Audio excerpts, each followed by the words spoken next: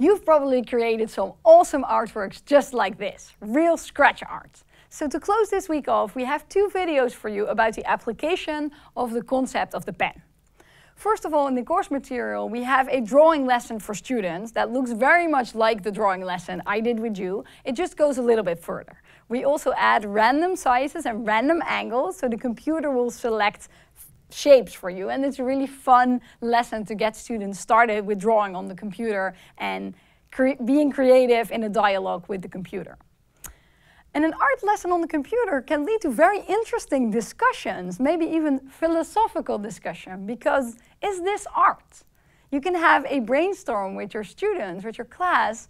Do they think it's art? Could this go on the wall? Can you print it and give it to your parents? Could this be in a museum?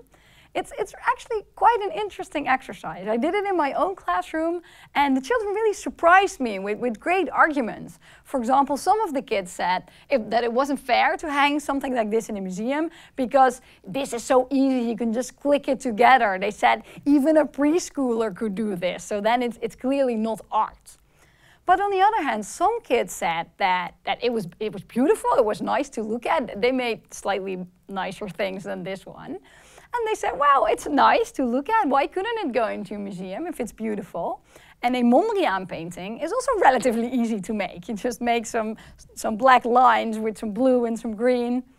Hard isn't an argument for a museum. So that spurred nice and interesting discussions. And speaking of Mondrian, we also have another art lesson in the course material that's a little bit more challenging, where you actually create a typical Mondrian style painting with scratch. So if your children in your classroom like this, you want to challenge them a little bit more, you could explore that lesson too. Or of course, you could explore it yourself. You don't have to give it to your students straight away.